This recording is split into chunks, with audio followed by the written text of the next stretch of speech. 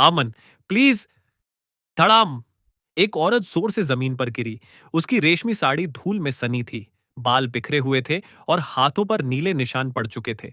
वो ऊपर देख रही थी, उस आदमी की ओर जिसे वो कभी अपनी जिंदगी मानती थी, जिससे उसकी सगाई हुई थी, जिससे 1 साल बाद शादी होने वाली थी।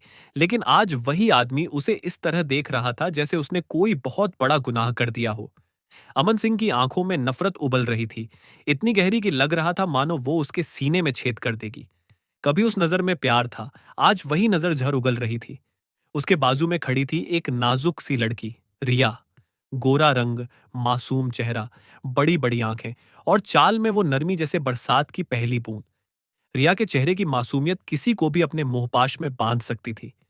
और अमन तो जैसे उसके लिए पागल हो चुका था। वो रिया के लिए किसी को भी मिटा सकता था, यहां तक कि अपनी मंगेतर अनन्या शर्मा को भी। अनन्या जो बचपन से अमन की दोस्त थी और 10 साल से उसकी मंगेतर, आज उसी के पैरों तले कुचली जा रही थी। तू मुझे घिन दिलाती है। अमन के शब्द उसके कानों में झर बनकर उतरे। अनन्या का दिल जैसे किसी ने मुट्ठी में भींच लिया हो। वो सोच भी नहीं पा रही थी कि ये वही अमन है जो कभी उसके बिना एक दिन नहीं रह पाता था। कमरे के कोने में बैठे कुछ लोग, शहर के बड़े घराने की औरतें, आपस में कानाफूसी कर रही थीं। देखा, शर्मा परिवार की बेटी कैसी निकली। इतनी सालों से जो खुद को सभ्य समझती थी, आज सबके सामने मुंह काला करवा लिया। उनकी हंसी, उनकी बातें, हर शब्द अनन्या के सीने में कांटा बनकर चुभ रहा था। अमन, मैं, मुझे नाम से मत पुकार औरत। उसकी आवाज इतनी ठंडी थी कि किसी की भी रूह कांप जाए। तेरी हिम्मत कैसे हुई रिया को छूने की? तू बदला लेना चाहती थी ना? तुझे लगा मैं तुझे बख्श दूंगा?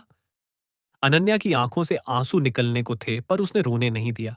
वो सिर्फ उसे देखती रही, उस आदमी को जिसके लिए उसने अपनी दुनिया छोड़ दी थी। वो सोचने लगी, कहाँ गलती हुई, कब उसने ऐसा क्या किया कि वो प्यारी सी अनन्या से बदचलन औरत बन गई लोगों की नजरों में। जब अमन का बिजनेस डूब रहा था, अनन्या ने ही अपने पापा के रिश्तों का इस्तेमाल करके उसे उठाया था। कितने लोगों को डराया, धमकाया, ताकि उसका प्रोजेक्ट पास हो जाए। और अमन उस वक्त क्या कर रहा था? विदेश में रिया के साथ मौज मना रहा था। तू तो सिर्फ मोहरा थी मेरे खेल का, अमन ने कहा, चेहरे पर वो अहंकार लिए जो सिर्फ जीतने वालों के पास होता है। मोहरा, जो राजा के सामने खड़ी होने की सोच भी नहीं सकती, और तू तो रानी पर वार करने चली आई थी। कमरे में सन्नाटा छा गया। मेरी बात याद रखना अनन्या। अमन ने उसकी ठोड़ी पकड़कर ऊपर उठाई, इतनी जोर से कि वो चीख उठी। अब से तू मुझसे और मेरी बीवी से दूर रहेगी, वरना तेरी तबाही तय है। बीवी? अनन्या के होंठों पर एक कड़वी मुस्कान आई। बीवी नहीं, रखेल कहो, क्योंकि तेरे घर वालों ने तो उसे कभी स्वीकार ही नहीं किया। क्या समझी तू? अमन ने उसकी आंखों में झांकते हुए कहा। वो झुककर फुसफुसाया, अगर फिर कभी रिया की तरफ देखा भी तो तेरी दुनिया जला दूंगा। अनन्या के भीतर कुछ टूट गया था। उसकी आंखों में आंसू नहीं थे अब, वहां आग थी। और अगर मैंने नहीं माना तो? उसने पहली बार सीधी नजर मिलाई, और वो नजर ऐसी थी जैसे राख में से अंगार उठ खड़ा हुआ हो। चटाक। थप्पड़ की आवाज इतनी तेज गूंजी कि दीवारें कांप गईं। रिया चीख उठी, अमन, क्या किया आपने? हाथ देखिए कितना लाल हो गया। वो अनन्या की बात नहीं, अमन के हाथ की चिंता कर रही थी। वो उसके हाथ पर फूंक मारने लगी। दर्द हो रहा है ना? छोड़िए, मैं लगा दूं दवा। अमन के चेहरे की सख्ती पिघल गई।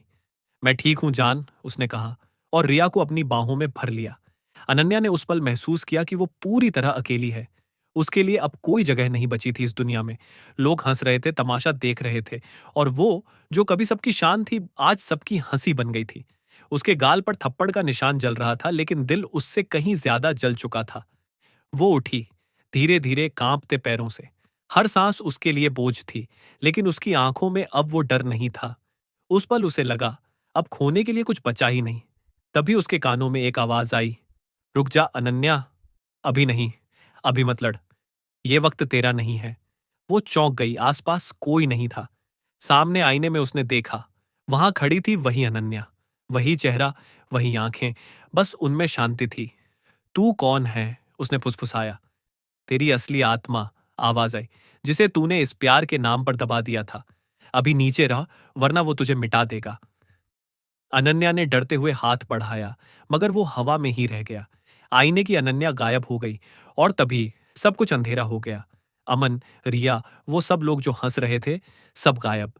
सिर्फ अनन्या रह गई थी, उस गहरी, ठंडी, असीम काली खामोशी में। वो वहीं खड़ी थी, अकेली। बस एक सवाल उसके दिल में गूंज रहा था, मैंने आखिर कहाँ गलत किया? अचानक अनन्या झटके से बिस्तर पर उठ बैठी। सीना धक-धक कर रहा था, सांसें तेज चल रही थीं, जैसे किसी ने अभी-अभी उसका दिल निचोड़ लिया हो। उसने कांपते हाथ से माथा थामा और बालों में उँगलियां फिराईं। आंखें कसकर बंद कर लीं, लेकिन आंखों के पीछे वो पुरानी तस्वीरें फिर से उभर आईं। वो हंसी, वो तमाचे की आवाज, वो शर्म जो सबके सामने झेलनी पड़ी थी। उसके होंठ कांपे, गला भर आया और आंखों से आंसू फिसल पड़े। कितना भी चाह ले, वो रातें उसे छोड़ती ही नहीं थीं। हर बार, हर नींद, हर खामोशी में वही चेहरा, वही नफरत, वही अपमान उसे पीछा करती रहती थी। वो सिसकने लगी, हिचकियों में सांस अटकने लगी। कमरा ठंडा था, सन्नाटा पसरा हुआ था। बस उसकी हिचकियों की आवाज गूंज रही थी। कितनी बार उसने चाहा कि ये सब बस एक बुरा सपना हो, लेकिन अफसोस, वो उसका अतीत था, एक जिंदा जख्म जो हर रोज रिश्ता था। 2 साल बीत चुके थे उस शाम को, जब पूरे शहर की ऊंची सोसाइटी ने उसे हंसते हुए देखा था। एक झटके में वो जो सबकी लाडली अनन्या शर्मा थी, बदचलन औरत बन गई। लोगों ने उसके नाम पर हंसी उड़ाई, उसकी इज्जत को ऐसे फेंका जैसे कोई कागज का टुकड़ा हो। और सबसे ज्यादा दर्द तब हुआ जब उसके अपने मंगेतर अमन सिंह ने सबके सामने उसे ठुकरा दिया था, उस रिया के लिए, जिसे उसने 1 साल भी पूरा नहीं जाना था।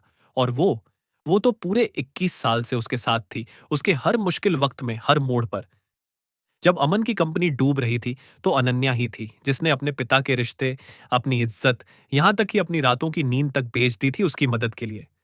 वो खुद कंपनी की वाइस प्रेसिडेंट बनी, सारा बोझ अपने सिर पर उठा लिया। लेकिन बदले में क्या मिला? धोखा और एक साइन किया हुआ कागज, तलाकनामा। वो कभी इतनी बेवकूफ नहीं रही जितनी प्यार ने उसे बना दिया था। अमन के लिए तो वो कुछ भी कर सकती थी, देश छोड़ना भी पड़े तो कर लेती। लेकिन अमन, वो तो किसी और के लिए अपनी जान देने को तैयार था। वो पलंग पर धम्म से गिर गई, छत को घूरती रही। कमरा अंधेरे में डूबा था, जैसे उसकी जिंदगी। कितनी बार उसने खुद से वादा किया था, अब पीछे नहीं देखूंगी, अब आगे बढ़ूंगी। पर हर रात वही अतीत उसे जकड़ लेता था, जैसे कोई पुराना कर्ज जो छूटता ही नहीं। रिया, बस नाम लेते ही उसकी रगों में कुछ कसक उठती थी। रिया का नाम भी उतना ही मासूम था जितनी वो दिखती थी। एक गरीब घर की लड़की, बाप ने बचपन में छोड़ दिया, माँ ने किसी तरह झाड़ू पोछा करके उसे बड़ा किया। और फिर उसी अमन की कंपनी में किसी जान पहचान से उसे नौकरी मिल गई, सीधी अमन की पर्सनल सेक्रेटरी। बस वहीं से सब शुरू हुआ। रिया की शर्मीली मुस्कान, उसकी मासूमियत अमन को पागल बना गई। शुरुआत में बस जिज्ञासा थी, फिर वही चाह बन गई और फिर दीवानगी। कुछ ही महीनों में अमन ने उसे हीरे की अंगूठी पहना दी और अनन्या की सारी मेहनत धूल बनकर उड़ गई। कमरे में अचानक ठक ठक ठक की आवाज हुई। वो अभी भी अंधेरे में डूबी थी, सुन ही नहीं पाई। फिर दरवाजे पर जोर की दस्तक हुई, एक, दो, 3 बार, फिर इतनी तेज कि लगा दरवाजा टूट जाएगा। और फिर धड़ाम, दरवाजा खुल गया। अंदर एक लंबी सी औरत दाखिल हुई। चाल में वो आत्मविश्वास जो किसी रैंप की रानी में होता है। ऊंचे एड़ी के जूते, लाल ड्रेस जो धूप में चमक रही थी, चेहरे पर नाराजगी लेकिन आंखों में अपनापन। अनन्या शर्मा, दोपहर के 2 बज चुके हैं और तुम अभी भी बिस्तर में हो? ये थी रिया नहीं बल्कि उसकी सबसे प्यारी दोस्त, कृति मेहरा। वो एक लड़की जिसने दुनिया के तानों की परवाह किए बिना अनन्या का साथ नहीं छोड़ा। कृति, बस 5 मिनट और। अनन्या ने तकिए में मुंह छिपा लिया। 5 मिनट? पिछले 2 घंटे से यही सुन रही हूं। कृति ने चादर खींची। चल उठ, सूरज भी शर्मिंदा हो गया होगा तुझसे। कृति वही थी जिसने अनन्या के सबसे बुरे दिनों में उसका साथ दिया। जब बाकी सारे दोस्त, रिश्तेदार और सोसाइटी की औरतें उसे छोड़कर रिया की तरफ भाग गई थीं, तब सिर्फ कृति बची थी। जब अमन ने उसे ब्लैकलिस्ट कर दिया था, तब किसी ने उसका फोन तक नहीं उठाया। और ये सब देखकर भी अनन्या को कोई हैरानी नहीं हुई। वो जानती थी ये दुनिया सिर्फ ताकत के आगे झुकती है। जहां फायदा दिखे वहीं सबके कदम मुड़ जाते हैं। कृति ने झुंझलाते हुए कहा, तेरे पर्दे इतने गहरे क्यों हैं? यहां तो दिन में भी रात लग रही है। मत खोलना, अनन्या ने कहा, लेकिन तब तक बहुत देर हो चुकी थी। कृति ने पर्दे झट से हटा दिए। सूरज की तेज किरणें कमरे में भर गईं, जैसे अंधेरे को चीरती हुई उम्मीद की एक रेखा। अनन्या ने आंखें कसकर बंद कर लीं, सिर तकिए में घुसा लिया। ना, ना, मैं अभी नहीं उठूंगी। उसकी आवाज तकिए में घुटी हुई थी। तेरी ये आदत तो बदलनी पड़ेगी मैडम। अब तू कोई राजकुमारी नहीं जो दुख में सोती रहे, कृति ने कहा और हंस पड़ी। राजकुमारी? अनन्या की आवाज भारी थी। कौन सी राजकुमारी? बिना दोस्तों की, बिना नाम की, बस पैसे वाली औरत। कृति चुप हो गई, फिर बिस्तर पर बैठकर उसके बाल सहलाने लगी। वही सपना देखा फिर? उसने धीरे से पूछा। कुछ पल खामोशी रही, फिर अनन्या की धीमी सी आवाज आई। हाँ। कृति की आंखों में नरमी आ गई। जानती है, मैं तो उसे शुरू से पसंद ही नहीं करती थी। वो अमन मुझे तो बचपन से ही खटकता था। अनन्या ने हल्की सी मुस्कान दी। तू तो उसे तब से नापसंद करती है जब उसने तेरा लड्डू छीन लिया था किंडरगार्टन में। अरे, वो बात अलग है, पर वो वाकई में घटिया इंसान था। कृति ने नाक सिकोड़ते हुए कहा। और हाँ, वो लड्डू वाला हिसाब मैं आज तक नहीं भूली। अनन्या हंस पड़ी, एक हल्की टूटती हुई हंसी। लेकिन वही हंसी उसके अंदर की सारी कसक कुछ देर को मिटा गई। धन्यवाद कृति, उसने कहा। तेरे बिना मैं शायद जिंदा भी नहीं रह पाती। कृति ने बिना कुछ बोले उसे कसकर गले से लगा लिया। दोनों चुप थीं। बस उस गले लगने में ही सारी बातें छिपी थीं। दर्द, सुकून, भरोसा। पगली, कृति ने उसके कंधे पर सिर रखकर कहा, तू अकेली नहीं है। तू गिर सकती है, लेकिन फिर उठेगी भी तू ही। कितनी ही यादें उनके बीच घूम गईं। बचपन के झगड़े, स्कूल के दिन, कॉलेज के नाटक, और वो हर लम्हा जब किसी एक ने दूसरी के लिए दुनिया से लोहा लिया था। कभी कृति ने लड़ाई में उसका साथ दिया, कभी अनन्या ने उसके लिए झूठ बोला। दोनों एक दूसरे की आदत थी। चल अब, कृति बोली, अतीत में मत अटक। जिंदगी आगे बुला रही है। उठ, कपड़े बदल और तैयार हो जा। क्यों? अनन्या ने उनींदी आंखों से पूछा। क्योंकि मुझे भूख लगी है, और तुझे भी। अबे, दोपहर के 2 बज गए हैं। ब्रंच तो कब का खत्म हो गया। तो क्या हुआ, हम लंच कर लेंगे।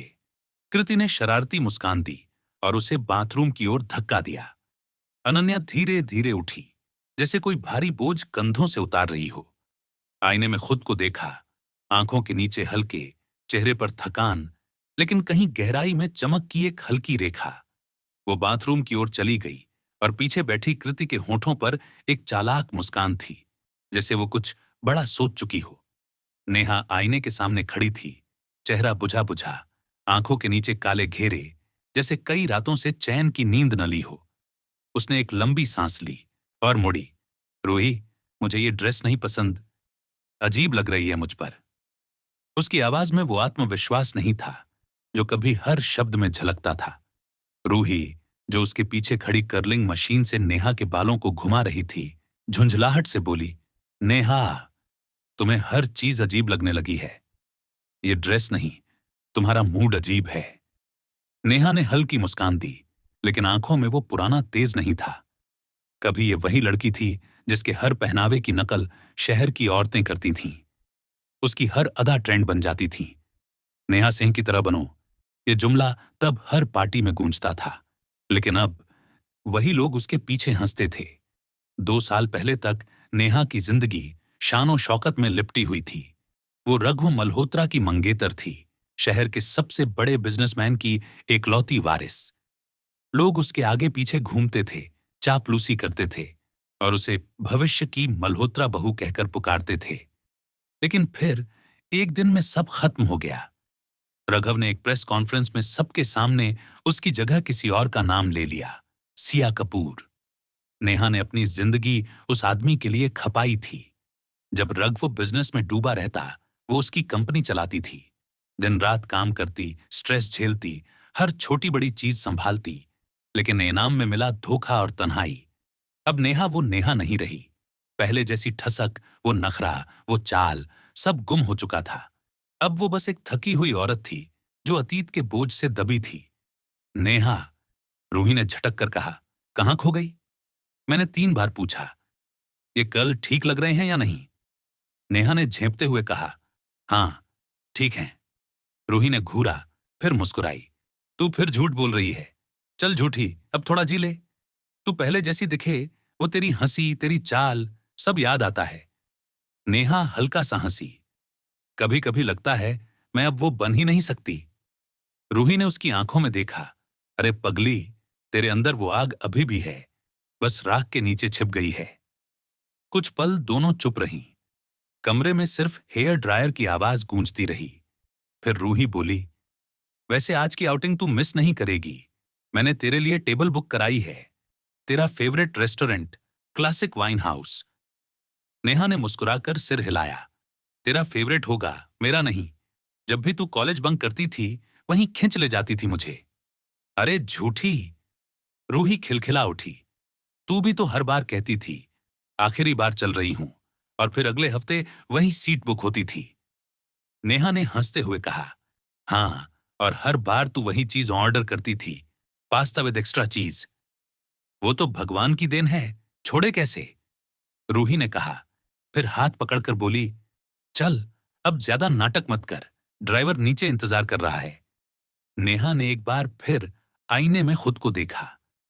आंखें थकी जरूर थीं, लेकिन उनमें हल्की चमक लौट आई थी। शायद रूही की बातें असर कर रही थीं। कमरे से बाहर निकलते ही उसे सूरज की तेज रोशनी ने चौंका दिया। रूही, तूने सारे पर्दे क्यों खोल दिए? कम से कम थोड़ा तो अंधेरा रहने दे, मेरी आंखें जल रही हैं। रूही मुस्कुराई। धूप नहीं, उम्मीद की किरण है ये। और हां, तुझे थोड़ी विटामिन डी की सख्त जरूरत है। नेहा ने नाक सिकोड़ते हुए कहा, बहुत मजाक उड़ाने का शौक है ना तुझे? हां, क्योंकि तू जब मुस्कुराती है ना, तो दुनिया थोड़ी कम बेरहम लगती है। रूही ने उसका हाथ थाम लिया। लिफ्ट का दरवाजा खुला। सामने खड़ी वॉचवुमन ने झुककर नमस्ते की। Ground floor ma'am. पहले की नेहा होती तो बिना देखे निकल जाती, लेकिन अब वो झुककर मुस्कुराई। हां, धन्यवाद। लिफ्ट से बाहर निकलते ही लॉबी में हलचल मच गई। रूही का अंदाज, उसकी लाल ड्रेस, उसकी चाल, सबकी नजरें वहीं ठहर गईं। कुछ लड़के तकरीबन ठिठक गए। नेहा मुस्कुराई। तेरे पीछे सबकी जान जाती है, और तू कहती है तू सिर्फ खाने की शौकीन है। रूही हंस पड़ी। अरे खाना ही मेरा सच्चा प्यार है, बाकी तो सब दिखावा। नेहा को पता नहीं था कि वहां मौजूद बहुत सी नजरें उस पर भी टिकी थीं। उसकी सादगी में जो शालीनता थी, वो किसी मॉडल की खूबसूरती से कम नहीं थी।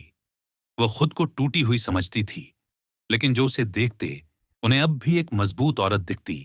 वो औरत जो राख से फिर उठेगी। कार के पास पहुंचते ही रूही ने उसकी नाक पकड़कर कहा, चल मेरी नींदू रानी, आज हम दोनों जरा दुनिया से भाग चलें। बस तू, मैं और एक शानदार लंच। नेहा ने धीरे से मुस्कुराकर कहा, तू ना पागल है। हां, रूही बोली, और तेरी ये पागल दोस्त ही तुझे फिर से जिंदा करेगी। दोनों कार में बैठी। इंजन स्टार्ट हुआ और खिड़की के पार सूरज की किरणें नेहा के चेहरे पर पड़ीं। इस बार उसने आंखें बंद नहीं की, बस हल्का सा मुस्कुराई, जैसे पहली बार किसी सुबह का स्वागत कर रही हो। काली कार धीरे से होटल के सामने आकर रुकी। वही होटल जहां शहर के बड़े बड़े लोग खाने आने का सपना देखते थे। जैसे ही दरवाजा खुला, पहले बाहर निकला एक नाजुक पैर, फिर चमकते हुए सैंडल की झलक। लोग बस देखते ही रह गए। दो खूबसूरत औरतें कार से उतरीं। एक में ताजगी थी, दूसरी में रुतबा। रूही ने शरारती अंदाज में बालों को झटका और काउंटर की तरफ बढ़ी। वहां खड़ा नया रिसेप्शनिस्ट लड़का तो जैसे सांस ही भूल गया। उसके सामने खड़ी थी वही रूही शर्मा, शहर की सबसे मशहूर मॉडल। लाल रंग की ड्रेस में उसकी चाल में ऐसा नशा था कि बेचारा लड़का तो पानी पानी हो गया। रूही ने काउंटर पर झुककर कहा, वाईआर के नाम से रिजर्वेशन है। उसने जानबूझकर अपनी कलाई को आगे किया ताकि उसकी पतली गोरी उंगलियां और कंगन की चमक लड़के को दिखे। लड़का तो हड़बड़ा गया। जजी, हाँ मैम, बस इसी तरफ से प्लीज।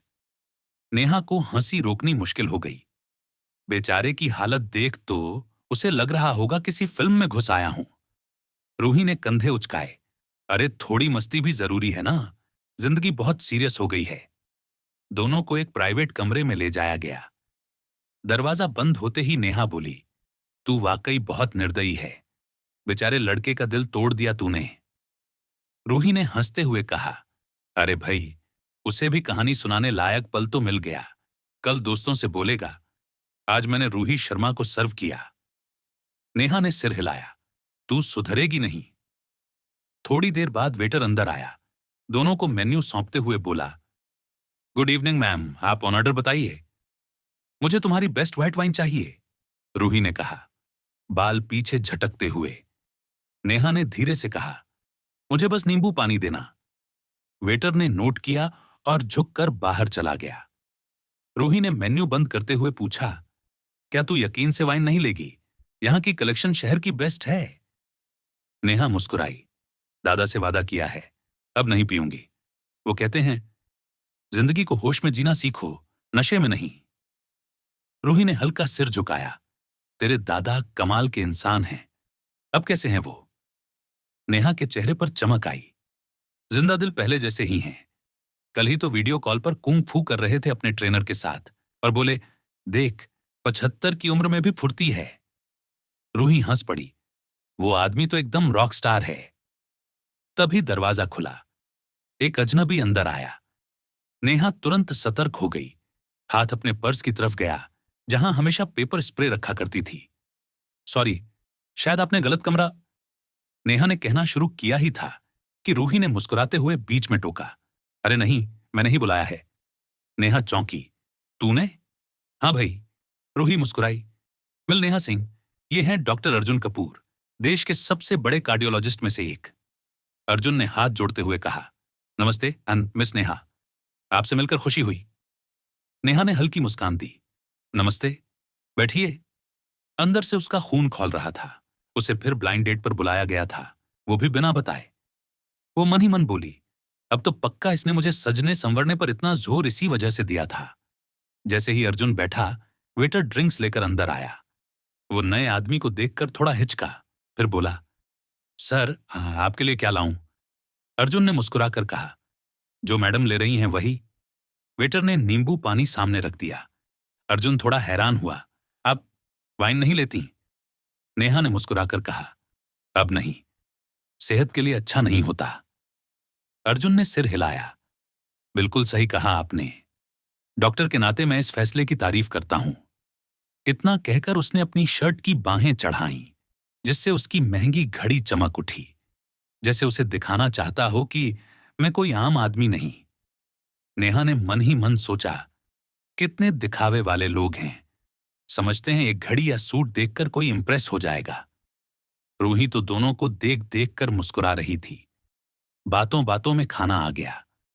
अर्जुन बड़ी शालीनता से बात कर रहा था, लेकिन उसकी हर कोशिश के बावजूद नेहा के जवाब बहुत छोटे और ठंडे थे।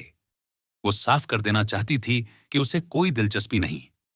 आपका नंबर मिल सकता है? उसने आखिर में पूछा। नेहा ने मुस्कुराकर कहा, हां जरूर। पर उसने जो नंबर लिखा वो जानबूझकर गलत था। लंच खत्म हुआ। बाहर निकलते समय सूरज ढलने लगा था। हवा में हल्की ठंडक थी। अर्जुन ने कहा, आपसे मिलकर अच्छा लगा मिस नेहा। मुझे भी, उसने विनम्रता से कहा और सिर झुकाकर मुस्कुरा दी। वो अपनी कार में बैठा और चला गया। रूही ने उसके जाते ही ठहाका लगाया, तो कैसी लगी मुलाकात मिस सिंह? नेहा ने उसे घूरा। तू अगर मेरी सगी बहन होती तो भी आज तुझे घर से बाहर निकाल देती। रूही ने आंख मारी। कम से कम तू मुस्कुराई तो। 2 साल में पहली बार तेरे चेहरे पर वो चमक देखी। नेहा ने गहरी सांस ली और आसमान की तरफ देखा। सूरज डूब रहा था, पर उसमें एक अजीब सुकून था। शायद, उसने कहा, कुछ चीजें हमेशा के लिए नहीं टूटती, बस वक्त लगता है उन्हें फिर से जोड़ने में। रूही ने उसका हाथ थाम लिया, और मैं हूं ना तेरे सारे टूटे टुकड़े जोड़ने के लिए। दोनों हंस पड़ीं और कार की खिड़की से आती ठंडी हवा में नेहा के बाल उड़ने लगे। बहुत वक्त बाद उसे लगा जिंदगी फिर से मुस्कुराने लगी है। जैसे ही वो हैंडसम डॉक्टर रवि की कार दूर निकल गई, आर्या ने अपने पर्स को पकड़ते हुए रिया की तरफ ऐसी नजर डाली मानो अभी वहीं भस्म कर देगी।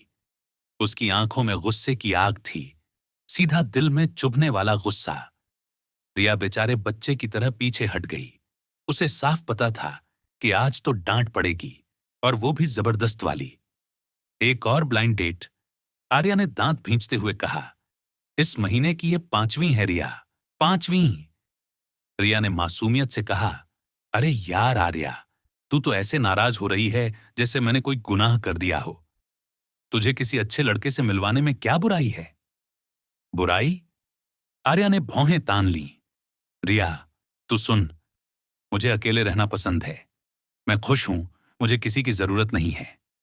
हर बार तू किसी डॉक्टर, किसी इंजीनियर, किसी बिजनेसमैन को ले आती है और मैं हंसती रह जाती हूं। रिया ने होंठ फुलाते हुए कहा, पर तू अकेली पड़ जाएगी जब मैं अगले महीने लंदन जा रही हूं। आर्या ने झल्लाते हुए टैक्सी रोकी। रिया, 100 बार कह चुकी हूं, मुझे अकेले रहना अच्छा लगता है। मैं खुश हूं अपनी दुनिया में। रिया ने टैक्सी का दरवाजा पकड़ लिया। अरे मत जाना अभी, मुझे अकेले छोड़ देगी?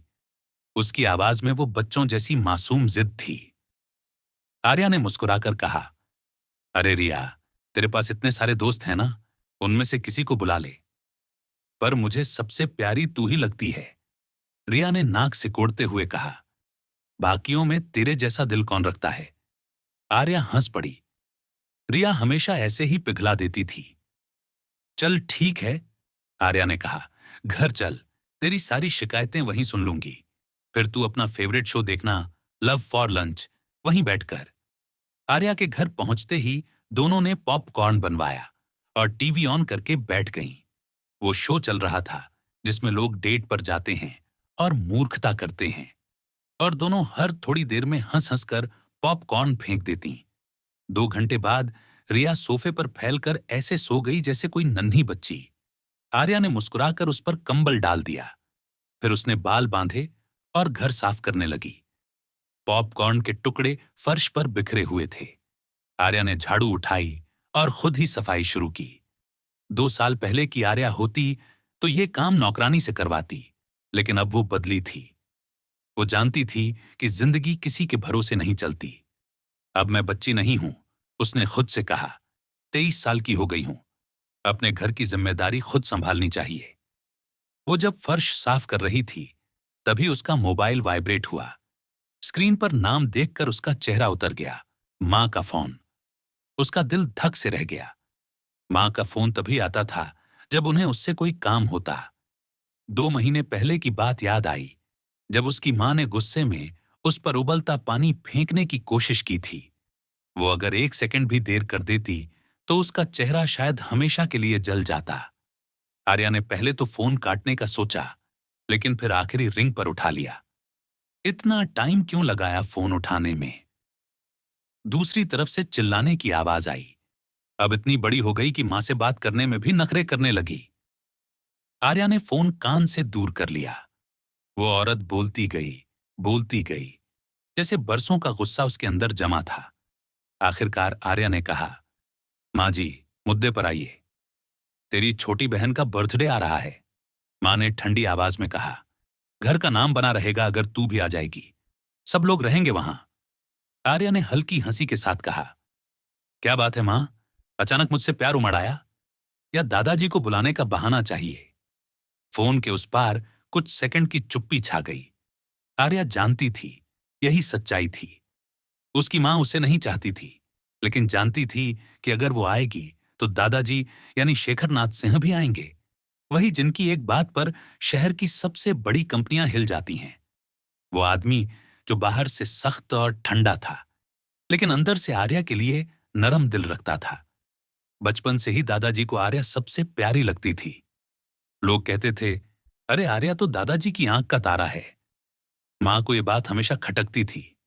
आर्या ने हल्की मुस्कान के साथ कहा, ठीक है मां, मैं सोचूंगी, लेकिन अगर दादाजी से बात करनी है तो सीधा उनको कॉल कर लीजिए, मुझे मोहरा मत बनाइए। उसने फोन काट दिया।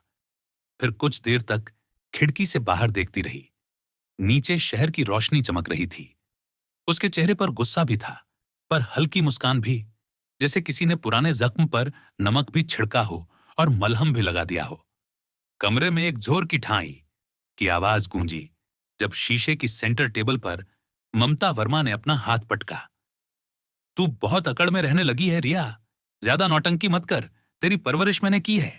23 साल अपनी जान खपा दी तेरे लिए। रिया ने हल्का सा ठंडा सांस खींचा, फिर बोली, मां, आपने बस एक बार मुझे गोद में लिया था, वो भी जब मैं नवजात थी। उसके बाद तो आपने मुझे नौकरानियों और आया के हवाले कर दिया था। जैसे ही मैं चलने लगी, आप मुझे संभालने से भी पीछे हट गईं। रिया की बात सुनकर कमरे में सन्नाटा फैल गया। ये बात किसी से छुपी नहीं थी कि ममता वर्मा अपनी बड़ी बेटी से कभी प्यार नहीं करती थीं। रिया का जन्म उस वक्त हुआ था जब ममता और उनके पति विनोद वर्मा के रिश्ते में जमीन आसमान का फर्क आ गया था। दोनों बस घर के नाम पर साथ रह रहे थे। परिवार के बुजुर्गों के दबाव में आकर उन्हें बच्चा करना पड़ा था। ममता के लिए वो रात किसी सजा से कम नहीं थी। उनके लिए वो सिर्फ एक ड्यूटी थी, न कि कोई प्यार। जब रिया हुई तो ममता के अंदर एक गुस्सा पलने लगा। मैंने ये सब किसके लिए किया? उन्हें लगता था कि वो एक मजबूरी की निशानी है। कुछ साल बाद जब उनकी छोटी बेटी कृतिका हुई, तब तक हालात बदल चुके थे। विनोद और ममता के बीच प्यार लौट आया था और कृतिका उसी प्यार की औलाद थी। इसीलिए ममता उसे आंखों का तारा मानती थी। ममता ने फिर ऊंची आवाज में कहा, जरा जबान संभाल के बात कर। मैं तेरी मां हूं।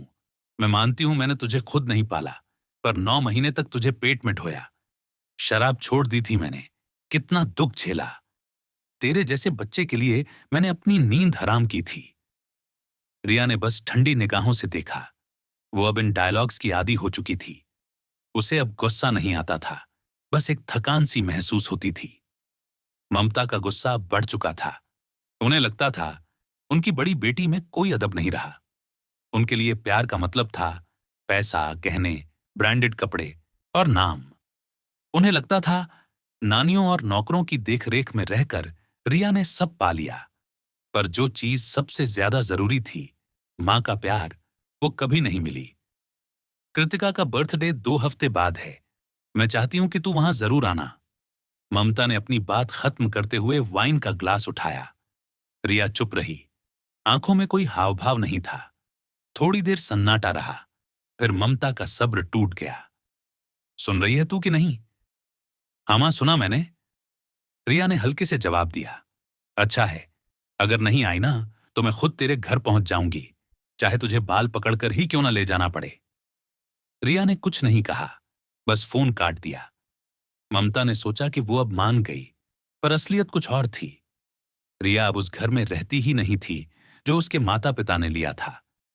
उसने खुद के छोटे से फ्लैट में शिफ्ट कर लिया था, जहां शांति थी और उसकी मर्जी चलती थी। रिया के दिमाग में ममता के आखिरी शब्द गूंज रहे थे, कृतिका तुझसे बहुत प्यार करती है। रिया के होठों पर एक फीकी मुस्कान आई। प्यार? कृतिका और प्यार? वो तो बचपन से ही अपनी बड़ी बहन से नफरत करती आई थी। उसकी हर जीत, हर शोहरत, ममता का हर लाड, सब रिया की हार बनकर सामने आता था। कृतिका को बस फायदा चाहिए होता था, रिश्ते नहीं। तभी पीछे से किसी ने आवाज लगाई, अगर तू पार्टी में जा ही रही है तो किसी ऐसे लड़के के साथ जा जो उस कमीने आदित्य को पछाड़ दे। रिया ने चौंक कर पीछे देखा। उसकी रूममेट और सबसे करीबी दोस्त नेहा उठ चुकी थी, आधी नींद में आंखें मलती हुई। नेहा, आदित्य जैसा अमीर लड़का कहां मिलेगा? रिया ने कहा, फिर फोन सोफे पर रख दिया। माफ करना, क्या मैंने तुझे जगा दिया? नेहा ने मुस्कुराते हुए कहा, नहीं यार, तेरी मां की आवाज तो दूर के मोहल्ले में भी सुनी जा सकती है। दोनों हंस पड़ी। रिया झाड़ू उठाकर फर्श पर फेरने लगी। नेहा ने उसे देखते हुए कहा, तू नौकरानी क्यों बन रही है यार? काम वाली को बोल पैसे बढ़ा दे, पर खुद को मत थका। रिया मुस्कुरा कर बोली, अरे, मेरी काम वाली अभी अभी मां बनी है, उसे आराम चाहिए। और फिर कुछ तो काम होना चाहिए ना जिसमें मैं अच्छी हूं, सफाई सही। नेहा ने सिर हिलाया। 2 साल पहले की रिया कुछ और ही थी। महंगे कपड़े, ईगो और हर चीज में परफेक्शन। अब उसकी सादगी देखकर वो सोच में पड़ जाती थी। आखिर उस रात ऐसा क्या हुआ था कि उसने सब छोड़ दिया? तू बेवकूफ है रिया, नेहा ने कहा। तेरे अंदर कितनी काबिलियत है, पेंटिंग, म्यूजिक, बिजनेस, सब कुछ। और तू यहां झाड़ू लगा रही है। रिया ने हंसते हुए कहा, वो सब तो माँ बाप की चाहत थी। वो चाहते थे मैं परफेक्ट बनूं, उनके सपनों की बेटी। मैं तो बस निभा रही थी। फिर उसने फ्रिज से सब्जियां निकाली और चॉपिंग बोर्ड पर रख दी। कुछ देर बाद कमरे में सिर्फ चाकू की टकटक की आवाज रह गई। नेहा चुपचाप उसे देखती रही। रिया की पीठ सीधी थी, लेकिन उसके भीतर कुछ टूट चुका था। उसकी मुस्कान अब भी थी, पर अधूरी, जैसे किसी ने आधी जान निकाल ली हो। नेहा ने मन ही मन सोचा, वो कमीना आदित्य, उसने इस लड़की की पूरी दुनिया तोड़ दी। रिया के लिए आदित्य ही सब कुछ था।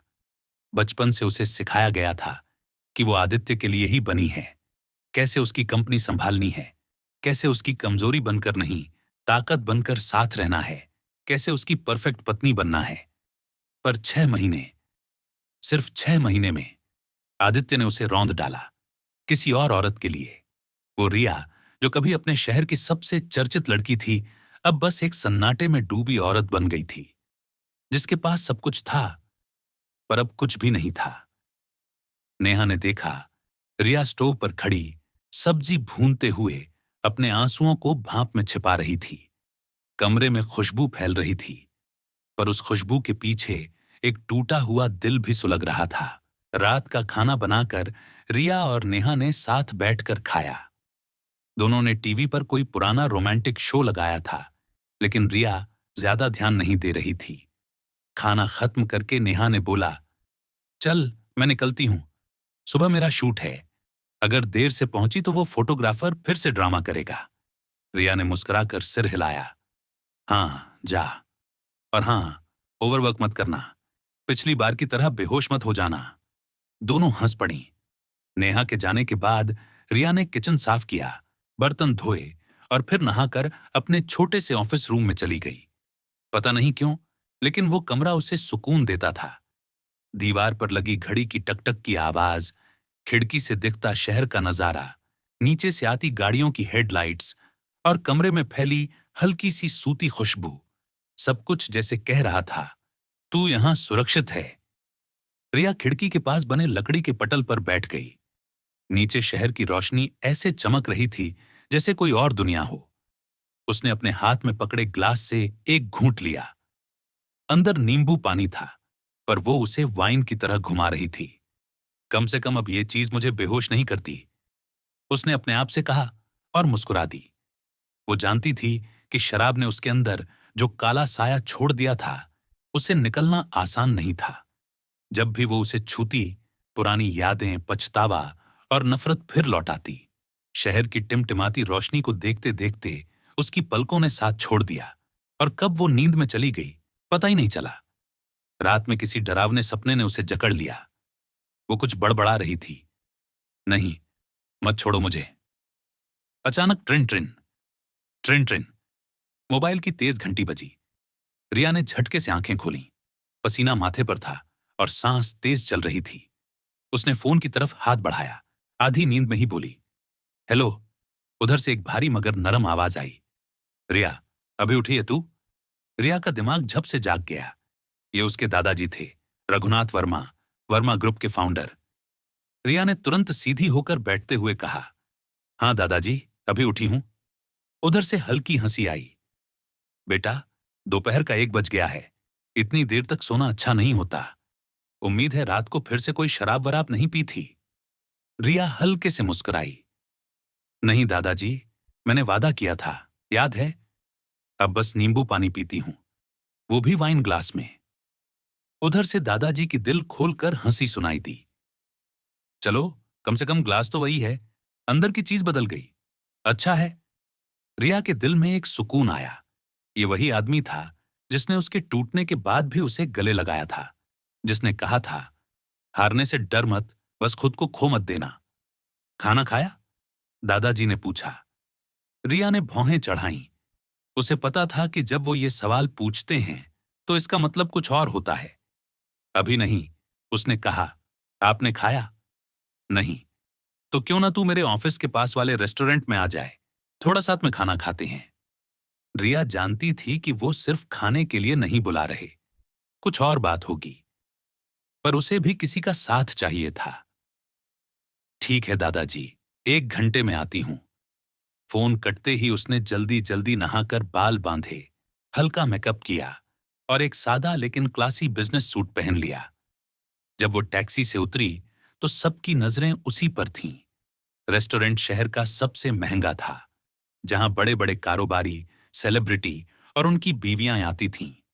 रिया ने सफेद सिल्क की शर्ट पहनी थी, काले स्लिम पैंट्स और हल्के हील्स।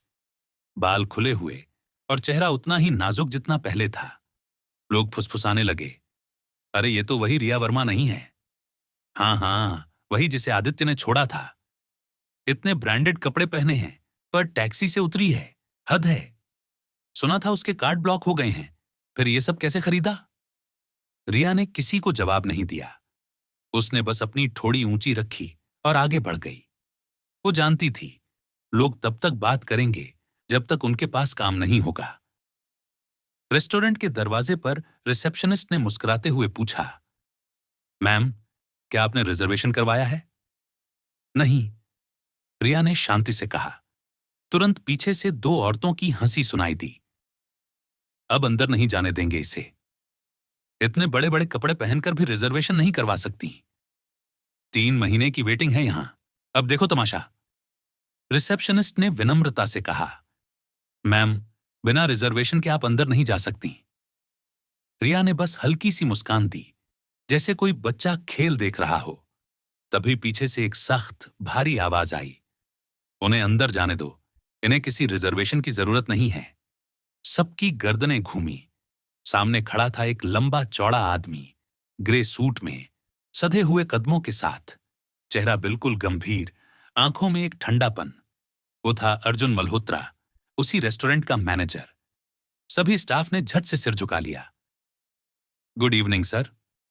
रिया ने उसे देखकर हल्के से मुस्कुराया। काफी वक्त हो गया अर्जुन। उसके चेहरे की गंभीरता एक पल के लिए टूट गई। उसने मुस्कुराते हुए कहा, हाँ, 2 साल, और तूने कॉल तक नहीं किया। अर्जुन ने झुककर धीरे से उसके सिर पर हाथ रखा। चल, अंदर चल, दादाजी इंतजार कर रहे हैं। वो उसे अंदर के प्राइवेट सेक्शन की ओर ले गया।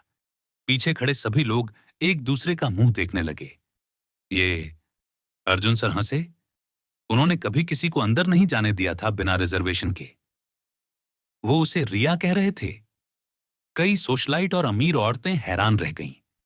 वो आदमी जिसे सब आयरन मैनेजर कहते थे, जो किसी फिल्म स्टार तक को डांट कर बाहर निकाल देता था, वहीं आज रिया के लिए दरवाजा खोल रहा था, उसे वीआईपी की तरह ट्रीट कर रहा था। लोगों को नहीं पता था कि 2 साल पहले रिया ने क्या किया था। एक हादसे में जब अर्जुन की जान खतरे में थी, तो रिया ने अपनी जान जोखिम में डालकर उसे बचाया था, और उस दिन से अर्जुन उसके एहसान को कभी नहीं भूला। रिया बिना पीछे देखे अंदर चली गई, सीधी अपने दादाजी की ओर। बाहर गॉसिप जारी थी, पर उसके कान अब उन फुसफुसाहटों को सुनना बंद कर चुके थे। वो रिया नहीं थी जो लोगों की राय पर टूट जाती थी। अब वो बस एक टूटे ताज वाली रानी थी, जो फिर से उठने की तैयारी में थी। दोपहर की हल्की धूप किसी सुनहरी चादर की तरह उस छोटे से रेस्टोरेंट की खिड़कियों से अंदर आ रही थी। वहां एक कोने की टेबल पर राधिका अपने दादाजी के सामने बैठी थी। वो हल्की सी मुस्कान के साथ बोली, दादू, माफ करिएगा, कहीं ज्यादा देर तो नहीं कर दी मैंने? चश्मा ठीक करते हुए दादू, जिन्हें शहर में सब मल्होत्रा साहब कहते थे, मुस्कुराए। अरे नहीं बेटी, मैं भी तो अभी अभी पहुंचा हूं। राधिका ने भौहें उठाईं, होंठों पर शरारती मुस्कान आई। सच कहिए दादू, शर्मा अंकल, जो उनके पर्सनल सेक्रेटरी थे, के चेहरे का हाल कुछ और ही कह रहा है। शर्मा जी ने झेंपते हुए अपनी मूंछों को सहलाया। वो जानते थे कि दादू सुबह से ही बैठे बैठे राधिका का इंतजार कर रहे थे, लेकिन क्या करें, बॉस का राज तो बॉस के साथ ही रखना पड़ता है। मल्होत्रा साहब ने हल्के से सिर हिलाया। लगता है शर्मा को अब बाहर ही खड़ा कर देना पड़ेगा। राधिका खिलखिलाकर हंस पड़ी। ऐसा मत कहिए दादू, बेचारे पूरे 10 साल से आपका साथ निभा रहे हैं। शर्मा जी ने लंबी सांस ली और कहा, मैं चलता हूं सर, एक कॉल अटेंड करनी है। वो जल्दी से उठकर बाहर चले गए, राहत की सांस लेते हुए। दादू ने फिर राधिका की तरफ देखा। कैसी हो बेटा? पिछले हफ्ते लौटा था मैं, लेकिन तेरे घर तक आ नहीं पाया। राधिका ने चाय की प्याली हाथ में लेते हुए कहा, बस वही रोजमर्रा की जिंदगी दादू, कुछ खास नहीं। सुबह उठो, ऑफिस, फिर घर, वही पुराना चक्र। मल्होत्रा साहब ने अखबार के कोने को मोड़ा और बोले, सुनने में आया है तेरी वो पागल दोस्त ने तुझे फिर से किसी लड़के से मिलवाया। राधिका ने ठंडी सांस ली, कप नीचे रख दिया। ओह प्लीज दादू, आपने फिर से अपने जासूस भेज रखे हैं क्या? दादू हंसे। तू मेरी सबसे प्यारी पोती है, तेरी हिफाजत करना मेरा फर्ज है। और वैसे भी इस शहर में तेरे सिर की कीमत भी तो लग सकती है। तेरा नाम, तेरा रसूख, सब बहुत बड़ा है बेटा। राधिका ने हल्के गुस्से से कहा, लेकिन दादू, इससे मेरी निजता खत्म हो जाती है। आप समझ नहीं रहे। अरे निजता तो उस दिन चली गई थी जब तूने वो आकाश बंसल वाला किस्सा झेला था। दादू की आवाज में ठंडापन था, पर भीतर एक ज्वाला जल रही थी। राधिका चुप हो गई। उसका चेहरा जैसे सूख गया। 2 साल पहले आकाश बंसल, वही आदमी जिससे वो सगाई के कगार पर थी, जिसने उसे पूरे शहर के सामने बेइज्जत किया था। दादू, उसने धीरे से कहा, अब मैं उस सब से बाहर निकल आई हूं। नहीं बेटा, मल्होत्रा साहब की आवाज में गुस्सा था। उसने जो तेरे साथ किया, उसे मैं कभी नहीं भूल सकता। जब मैं विदेश में था, उसने तेरा नाम मिट्टी में मिला दिया। और वो औरत। राधिका ने बीच में ही बात काट दी। दादू प्लीज, अगर आप उसे छुएंगे भी तो पूरा बंसल ग्रुप हम पर टूट पड़ेगा। आकाश अब उस कंपनी की प्राइवेट सिक्योरिटी चलाता है। उसके पास अपनी छोटी फौज है। मल्होत्रा साहब ने मुट्ठी भींच ली। तो क्या हुआ? मैं अकेला काफी हूं उन सब के लिए। राधिका की आंखों में नमी तैर आई। मैं अब वही नादान लड़की नहीं रही जो बदले के लिए किसी की जिंदगी बर्बाद करने निकले। मैंने सबक सीख लिया है दादू। वो कुछ पल चुप रही, फिर बोली, अब मैं अपने अतीत से नहीं लड़ना चाहती। मैं बस शांति चाहती हूं। मल्होत्रा साहब ने अपनी नजर नीचे झुका ली। उस नन्ही सी बच्ची को याद किया जिसे वो झूले पर झुलाया करते थे। वही बच्ची जो अब एक टूटी हुई औरत बन गई थी। उन्होंने गहरी सांस ली और कहा, तू बहुत बदल गई है राधिका। पहले तो तू जरा सी बात पर आसमान सिर पर उठा लेती थी। राधिका मुस्कुराई। हां, क्योंकि तब तक मैंने हार का असली मतलब नहीं जाना था। अब बस सुकून चाहिए मुझे। पर जो तूने उस लड़के के लिए किया, वो कोई भूल नहीं सकता। दिन रात उसके बिजनेस के कागज संभाले, उसके स्कैंडल्स को छिपाया, और जब वक्त आया तो उसने तेरा नाम मिटा दिया। राधिका के चेहरे पर एक फीकी मुस्कान आई। मैं अब किसी के लिए नहीं लड़ना चाहती दादू, बस अपने लिए जीना चाहती हूं। दादू ने हाथ बढ़ाकर उसका सिर सहलाया। तू मेरी शेरनी है बेटा, लेकिन अब तेरी आंखों में वो आग बुझ सी गई है। फिर भी याद रख, जब तक मैं जिंदा हूं तुझे कोई नहीं छू सकता। राधिका ने सिर झुकाया, आंखें बंद की। एक पल को उसे लगा जैसे उसके भीतर की सारी पीड़ा किसी पुराने गीत की तरह घुल रही हो। फिर धीरे से बोली, चलो दादू, अब ये उदासी छोड़िए। इतने दिनों बाद हम साथ बैठे हैं, कुछ अच्छा ऑर्डर करते हैं। मल्होत्रा साहब मुस्कुराए, मेन्यू उठाया और बोले, ठीक है, आज तू ऑर्डर करेगी, लेकिन हां, बिल मैं दूंगा। राधिका हंसी। दादू, आप कभी नहीं बदलेंगे। वो दोनों हंस पड़े, और कुछ देर के लिए जिंदगी की सारी तलखियां मानो उस चाय की भाप में घुल गईं। बाहर बारिश शुरू हो चुकी थी, हल्की पर सुकून भरी। शहर की हलचल से दूर उस रेस्टोरेंट के छोटे से कोने में दादा पोती की मुस्कुराहटें दो जख्मी दिलों की तसल्ली बन रही थीं। उस शाम हल्की ठंडी हवा चल रही थी। बादलों ने पूरे आसमान को ढक रखा था। राधिका मल्होत्रा अपने दादू से लंच करके घर लौट रही थी। कैब की खिड़की से बाहर देखते हुए वो कहीं खो गई थी। बारिश की कुछ बूंदें शीशे पर गिर रही थीं, जैसे उसकी यादों को फिर से जगा रही हों। 2 साल बीत चुके थे उस हादसे को, पर आज भी जब आंख बंद करती थी, वो मंजर साफ नजर आता था। आकाश बंसल का ठंडा चेहरा, वो नफरत भरी नजरें, और उसका खुद का टूटा हुआ स्वाभिमान। कभी वो इस शहर की सबसे चर्चित लड़की थी, जिसका नाम सुनकर लोग सिर झुका लेते थे। लेकिन उसी आदमी के प्यार में उसने अपनी इज्जत, अपना करियर, अपनी शख्सियत, सब कुछ खो दिया। उस वक्त आकाश बंसल ग्रुप का वारिस था, और राधिका उसकी मंगेतर। वो उसके लिए दिन रात एक कर देती थी। उसके ऑफिस के पेपर वर्क से लेकर बिजनेस डील्स तक सब कुछ खुद संभालती थी। जबकि असल में उसे ये सब नहीं करना था।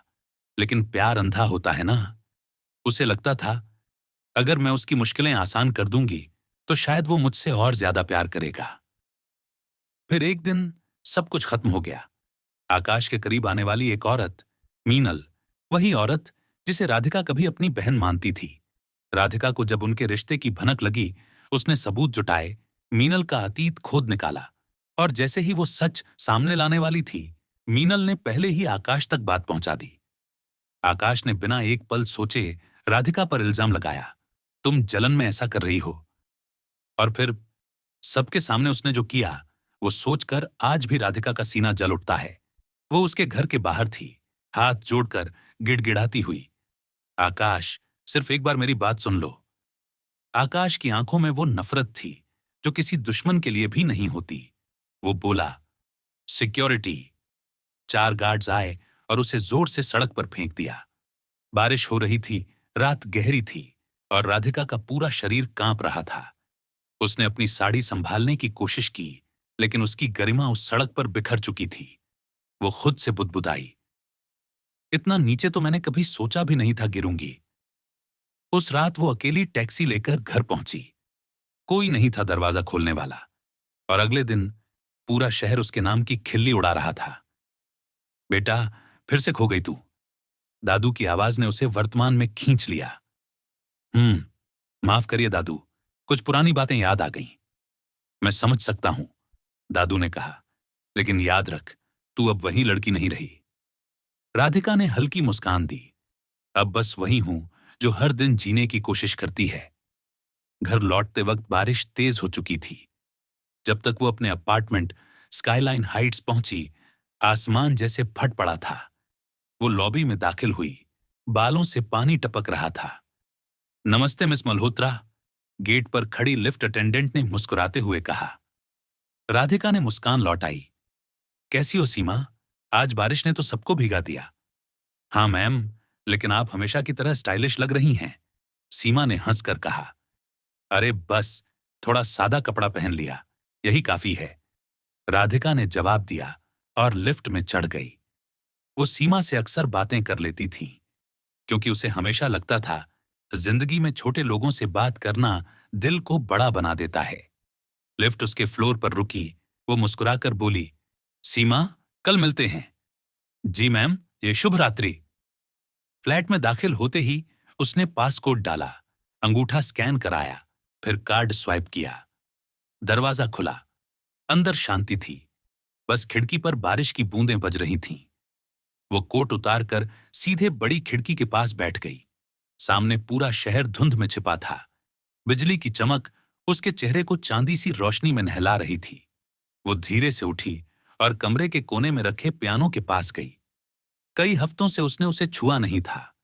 वो कुर्सी पर बैठी, उंगलियां हल्के से कीज पर रखीं और आंखें बंद कर लीं। पहले बारिश की लय सुनी, फिर उसकी उंगलियां अपने आप चल पड़ीं। धीरे धीरे, जैसे कोई पुरानी यादें सुरों में बदल रही हों। उसकी उंगलियां पियानो पर दौड़ रही थीं और हर नोट उसके दिल की दरारों से निकलता हुआ लगता था। मोजार्ट की धुन से शुरू होकर बीथोवेन की गहराई तक वो खुद को उस संगीत में डुबो चुकी थी। फिर जैसे कोई पुरानी कहानी मन में उभर आई। कभी वो पियानो की जान थी। बचपन में जब भी बजाती, पूरा हाल तालियों से गूंज उठता था। तब उसकी छोटी बहन नीतिका थी, वही जिसे उसने पियानो सिखाया, जिसे वो अपनी जान से ज्यादा चाहती थी। जब सबने दोनों की तुलना करनी शुरू की, नीतिका ने बजाना छोड़ दिया। राधिका को लगा शायद उसी की वजह से ऐसा हुआ, इसीलिए उसने खुद का करियर खत्म कर दिया, बस ताकि उसकी बहन आगे बढ़ सके। पर नीतिका ने क्या किया? वो मां पापा का लाड लूटने लगी और जब वक्त आया, उसने राधिका से मुंह फेर लिया। यहां तक कि आकाश के झूठे इल्जाम में भी उसने बहन का साथ नहीं दिया। राधिका की उंगलियां अचानक रुक गईं। उसके होठों से निकला एक टूटा सा शब्द, कभी नहीं, अब कभी नहीं। बारिश की आवाज गहरी होती गई, जैसे खुद आसमान उसके दर्द में रो रहा हो। वो फिर से बजाने लगी, तेज, बेकाबू, जैसे अंदर का हर गुस्सा, हर दर्द पियानो की धुन में उतर रहा हो। घंटों तक वो बजाती रही। रात गहराती गई। बिजली की गड़गड़ाहट बीच बीच में उसकी धुन को तोड़ देती। उंगलियां सुन्न हो चुकी थीं, पसीना माथे पर था, लेकिन उसने रुकना मुनासिब नहीं समझा। आखिर में जब आखिरी सुर थमा, तो वो वहीं झुक गई, सिर पियानो पर, आंखें अध खुली और सांसें थकी हुईं। चांदनी खिड़की से अंदर आई और उसके चेहरे पर पड़ी। वो सो चुकी थी, शायद चैन से नहीं, पर थकान से। और बाहर बारिश अब भी बरस रही थी, जैसे जिंदगी कह रही हो। सुबह की हल्की रोशनी जब खिड़की से भीतर आई, तो लैला ने करवट बदलते हुए कराह उठी। बदन में दर्द ही दर्द था। हे भगवान, अब तो आदत सी पड़ गई है जहां तहां सो जाने की, उसने आधी नींद में बड़बड़ाते हुए कहा। और तभी ध्यान गया कि वह फिर पियानो पर ही सो गई थी। धीरे धीरे उठी, हाथ पैर फैलाए, हड्डियां चटकाईं, जैसे सारा शरीर किसी अदृश्य बोझ से दबा हो। नहाने के बाद उसने हल्का फुल्का नाश्ता बनाया और खिड़की के पास बने किचन काउंटर पर बैठकर अखबार खोल लिया। बाहर सुबह की ठंडी हवा के साथ हल्की धूप खिड़की से अंदर झांक रही थी। सब कुछ बड़ा शांत था, लेकिन तभी उसका मोबाइल बज उठा। उसने झुंझलाकर फोन उठाया। इतनी सुबह कौन फोन करता है? उसने घड़ी देखी, अभी तो 7 भी नहीं बजे थे। स्क्रीन पर नाम चमका, रूही, उसकी सबसे करीबी दोस्त। हेलो रूही, क्या हुआ? लैला ने पूछा। दूसरी तरफ से रूही की घबराई हुई आवाज आई। लैला, जल्दी बताओ तुम्हारा ब्लड ग्रुप क्या है? लैला के माथे पर सिलवटें पड़ गईं। रूही कभी यूं सीधे सवाल नहीं करती थी। उसकी आवाज कांप रही थी। मेरा एबी नेगेटिव है, क्यों? सब ठीक तो है? उसने चिंता से पूछा और साथ ही उठकर अपना कोट उठाया। रूही ने लंबी सांस ली। बस जो भी कर रही हो छोड़ दो और अभी के अभी सिटी हॉस्पिटल पहुंचो 10 मिनट में। क्या? 10 मिनट में? लैला ने पर्स उठाते हुए कहा। रूही, क्या हुआ है? तुम ठीक तो हो? फोन के उस पार से बस टूटी फूटी आवाज आई। मैं तो ठीक हूं, लेकिन भाई, मेरा भाई। लैला का दिल धक से रह गया। कौन भाई? उसने पूछा, ताकि रूही थोड़ा संभल जाए। वही बड़ा वाला। रूही की आवाज में कंपन था। फिर कुछ हलचल हुई और फोन कट गया। लैला ने तुरंत दोबारा कॉल मिलाई, मगर इस बार फोन नहीं उठा। उसने लिफ्ट की ओर दौड़ लगाई। आज जो लिफ्टमैन था वो नया लग रहा था। ग्राउंड फ्लोर, जल्दी, उसने कहा। सड़क पर पहुंचते ही उसने टैक्सी रोकी। सिटी हॉस्पिटल, जितनी जल्दी हो सके पहुंचना है। उसने नोट निकालकर ड्राइवर को पकड़ा दिया। 200 रुपए टिप, बस जल्दी पहुंचाओ। ड्राइवर की आंखें चमक उठीं। आप टेंशन मत लीजिए मैडम, पहुंचाते हैं। टैक्सी ने ऐसी रफ्तार पकड़ी कि पीछे की इमारतें धुंधली दिखने लगीं। लैला ने अपनी उंगलियां मरोड़ते हुए खुद को संभालने की कोशिश की। मन में बस एक ही बात घूम रही थी। रूही इतनी परेशान क्यों थी? रूही के 2 बड़े भाई थे। दोनों उससे बेहिसाब प्यार करते थे, जैसे घर की जान हो वो। अगर किसी को जरा सी खरोंच भी आ जाए तो रूही का दिल टूट जाता था। तो अब अगर वह ऐसे कांप रही थी तो मामला जरूर बहुत बड़ा था। सिर्फ 8 मिनट में टैक्सी अस्पताल के सामने रुक गई। लैला ने पैसे थमाए और बिना पीछे देखे भीतर दौड़ पड़ी। रूही, उसने फोन मिलाया। इस बार कॉल उठते ही रूही की आवाज आई। पहली मंजिल, इमरजेंसी डिपार्टमेंट। बस आ रही हूं, लैला ने कहा और तेजी से सीढ़ियां चढ़ी। वो जैसे ही मुड़ी, सामने रूही दिखी, बेचैनी में इधर उधर टहलती, उंगलियां दांतों में दबाए हुए। रूही, लैला ने पुकारा। लैला। रूही भागती हुई आई और उससे कसकर लिपट गई, जैसे कोई डूबता हुआ तिनका पकड़ ले। लैला ने उसे संभाला। क्या हुआ? क्यों बुलाया ऐसे? ब्लड ग्रुप की क्या बात थी? रूही ने आंखें पोंछते हुए कहा, भाई, एक्सीडेंट हो गया है, बहुत बुरा। डॉक्टरों को अभी खून चाहिए, लेकिन अस्पताल में एबी नेगेटिव नहीं है, स्टॉक खत्म हो गया। लैला ने बिना पल भर सोचे कहा, मेरी नस में जितना है सब ले लो। रूही ने जैसे चैन की सांस ली। सच में? ओह लैला, तू तो फरिश्ता है। वो कूद पड़ी, खुशी और घबराहट दोनों के बीच झूलती हुई। फिर उसने अपने बॉडीगार्ड्स को आदेश दिया, डॉक्टर को बुलाओ, तुरंत। बॉडीगार्ड दौड़ पड़ा। रूही ने फिर लैला को गले लगाया। लैला, पता नहीं तेरे बिना मैं क्या करती। लैला ने मुस्कुराते हुए कहा, पागल, दोस्त किस दिन काम आते हैं। रूही ने सिर हिलाया। आंखों में आंसू थे, लेकिन इस बार वो राहत के थे। अस्पताल की सफेद दीवारों के बीच दोनों का वो आलिंगन जैसे वक्त को कुछ पल के लिए थमा गया। एक तरफ खून की जरूरत थी, दूसरी तरफ एक दोस्त का दिल जो बिना सवाल खून देने को तैयार था। और उस पल लैला को एहसास हुआ, जिंदगी चाहे जितनी मुश्किल क्यों ना हो, कुछ रिश्ते ऐसे होते हैं जो हमें फिर से इंसान बना देते हैं।